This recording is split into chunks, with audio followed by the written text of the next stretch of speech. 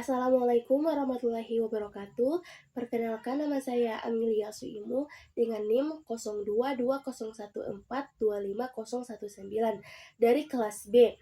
Video ini untuk memenuhi tugas mata kuliah kemaritiman dengan dosen pengampu Bapak Roni Lukum, SPD, MSc. Jadi saya akan menjelaskan tentang pengertian, konsep, serta sejarah perkembangan kemaritiman. Jadi apa itu kemaritiman? Kemaritiman berasal dari kata maritim yang berarti segala sesuatu yang berkaitan dengan laut. Secara terminologis, kemaritiman mencakup seluruh aktivitas, kebijakan, dan kehidupan manusia yang berhubungan dengan laut, termasuk pelayaran, perdagangan, perikanan, pertahanan, serta pengelolaan sumber daya kelautan.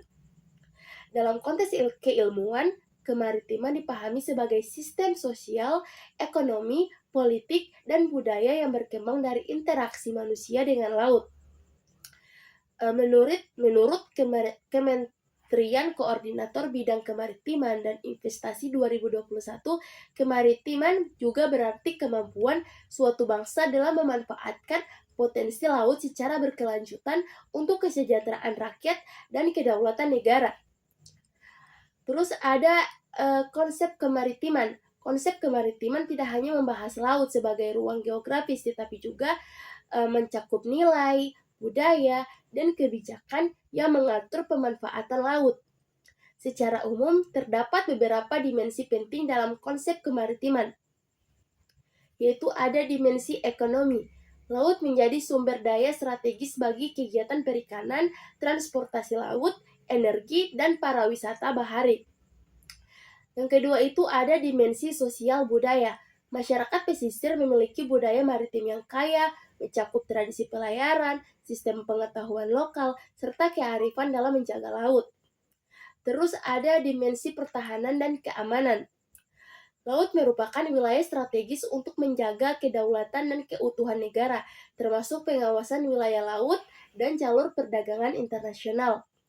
Terus ada dimensi lingkungan. Nah, konsep kemaritiman modern menekankan pentingnya menjaga kelestarian ekosistem laut dan pesisir agar tetap produktif dan berkelanjutan. Terus juga ada dimensi politik dan kedaulatan. Laut adalah bagian dari wilayah kedaulatan negara yang diatur oleh hukum laut internasional dan kebijakan nasional tentang wilayah perairan. Dengan demikian, konsep kemaritiman itu mengintegrasikan berbagai bidang ekonomi, budaya, ekologi, dan politik dalam satu kesatuan yang saling berhubungan demi kesejahteraan dan kedaulatan bangsa. Terus ada sejarah perkembangan kemaritiman.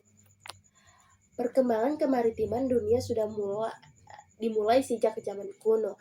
Bangsa-bangsa besar seperti Mesir, Fenisia, Yunani, dan Romawi telah mengenal teknologi pelayaran dan navigasi sederhana. Venesia dikenal sebagai bangsa pelaut ulung yang menjelajahi Laut Tengah untuk perdagangan kayu, logam, dan rempah-rempah. Bangsa Yunani dan Romawi kemudian memanfaatkan laut tidak hanya untuk perdagangan, tetapi juga untuk kepentingan militer dan ekspansi wilayah. Nah, pada masa itu laut menjadi penghubung utama antar wilayah yang memudahkan pertukaran barang dan kebudayaan. Nah, memasuki masa pertengahan sekitar abad ke-7 hingga ke-14, perdagangan maritim semakin berkembang pesat. Bangsa Arab, Persia, dan India memainkan peran penting dalam menghubungkan perdagangan antara timur dan barat melalui jalur laut. Nah, pada masa ini muncul jalur perdagangan maritim terkenal yang disebut Silk Road Maritim yang menghubungkan Tiongkok, Asia Tenggara, India, Timur Tengah, hingga ke Eropa. Melalui jalur ini, komoditas seperti sutra, rempah-rempah, dan logam mulia diperdagangkan secara luas, sekaligus menjadi media penyebaran agama, ilmu pengetahuan, dan teknologi. Nah, era berikutnya adalah pada masa penjelajahan samudra pada abad ke-15 hingga ke-17. Pada masa ini, bangsa-bangsa Eropa seperti Portugis, Spanyol, Belanda, dan Inggris itu mulai berlomba-lomba mencari jalur perdagangan baru untuk mendapatkan rempah-rempah dan kekayaan dari dunia timur. Nah, penjelajah ini didorong oleh kemajuan teknologi navigasi dan membuat kapal yang semakin modern. Perjalanan pelaut terkenal seperti Vasco dan Gema, terus ada Christopher Columbus dan Ferdinand Magellan menandai dimulainya era globalisasi maritim pertama di dunia. Penjelajah samudra ini membawa dampak besar termasuk lahirnya kolonialisme dan imperialisme yang kemudian memengaruhi bangsa termasuk Indonesia. Nah, Indonesia sendiri memiliki sejarah kemaritiman yang sangat panjang dan kaya, letaknya yang strategis di antara dua samudra dan dua benua menjadikannya jalur perdagangan internasional sejak zaman dahulu. Sejak abad ke-7 berdirilah kerajaan maritim besar seperti Sriwijaya di Sumatera yang dikenal sebagai pusat perdagangan dan pelayaran di Asia Tenggara. Kerajaan ini menguasai jalur pelayaran di Selat Malaka dan memiliki hubungan dengan Tiongkok, India, serta Arab. Setelah Sriwijaya muncul kerajaan Majapahit yang berada di Jawa Timur. Itu juga memiliki kekuatan maritim besar. Nah, Majapahit ini dikenal sebagai armada lautnya yang kuat serta mampu mengendalikan jalur perdagangan dan wilayah-wilayah di Asia Tenggara. Kedua kerajaan tersebut membuktikan bahwa leluhur bangsa Indonesia telah lama memiliki tradisi maritim yang kuat dan maju. Namun, kejayaan maritim Nusantara mulai menurun ketika bangsa-bangsa Eropa datang ke Indonesia. Portugis datang pertama kali pada tahun 1511, itu disusul oleh Spanyol, Belanda, dan Inggris. Kedatangan mereka bukan hanya untuk berdagang, tetapi juga untuk menguasai sumber daya rempah-rempah yang sangat berharga. Kemudian Belanda itu mendirikan VOC pada tahun 1602 dan berhasil memonopoli perdagangan di wilayah Nusantara selama lebih dari 2 abad. Akibatnya, sistem perdagangan dan pelayaran lokal yang sebelumnya bebas dari dinamis menjadi terbatas dan terkontrol oleh pihak kolonial. Nah, laut yang dahulu menjadi sumber kemakmuran bangsa berubah menjadi sarana penjajahan dan eksploitasi. Nah, setelah Indonesia merdeka itu pada tahun 1945, semangat untuk mengembalikan jati diri sebagai bangsa maritim itu mulai tumbuh kembali. Salah satu tonggak penting dalam sejarah kemaritiman modern Indonesia adalah itu Deklarasi Juanda yang diumumkan pada 13 Desember 1957. Nah, deklarasi ini menegaskan bahwa laut di antara pulau-pulau Indonesia bukanlah pemisah, melainkan bagian dari wilayah kedaulatan negara. Konsep ini kemudian dikenal sebagai wawasan Nusantara dan menjadi dasar bagian pengakuan Indonesia sebagai negara kepulauan.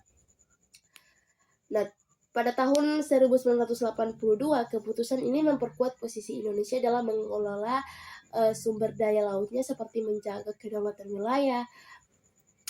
Nah, terus dalam perkembangannya, sektor kemaritiman Indonesia itu terus mengalami kemajuan. Pemerintah Indonesia di era modern, khususnya sejak pemerintahan Bapak Presiden Joko Widodo, itu merencanakan visi besar yaitu poros maritim dunia. Pada tahun 2014, visi ini bertujuan menjadikan Indonesia kembali sebagai kekuatan maritim utama di dunia dengan 5 pilar utama, yaitu pembangunan budaya maritim, pengelolaan sumber daya laut secara berkelanjutan, pembangunan infrastruktur dan konektivitas maritim, terus diplomasi maritim untuk memperkuat kerjasama internasional, serta mempertahan dan keamanan maritim. Nah, melalui visi ini, laut tidak lagi dianggap sebagai batas wilayah, melainkan sebagai sumber kesejahteraan dan kekuatan manusia. Nah, dari apa yang telah saya sampaikan tadi, itu saya dapat menyimpulkan bahwa kemaritiman merupakan cerminan jati diri bangsa Indonesia sebagai negara kepulauan yang hidup, tumbuh, dan berkembang dari laut. Nah, konsep ini mencakup aspek ekonomi, sosial, budaya, dan politik yang saling terintegrasi. Nah, sejarah panjang kemaritiman membuktikan bahwa laut bukan sekedar pemisah pulau-pulau, tetapi penghubung yang memperkuat persatuan bangsa. Oleh karena itu, mengembangkan kemaritiman dengan penuh cinta tanah air dan tanggung jawab berarti menjaga kedaulatan, melestarikan lingkungan laut, serta mewujudkan kesejahteraan bangsa secara berkelanjutan. Sekian dulu, sekian dulu dari saya. Wassalamualaikum warahmatullahi wabarakatuh.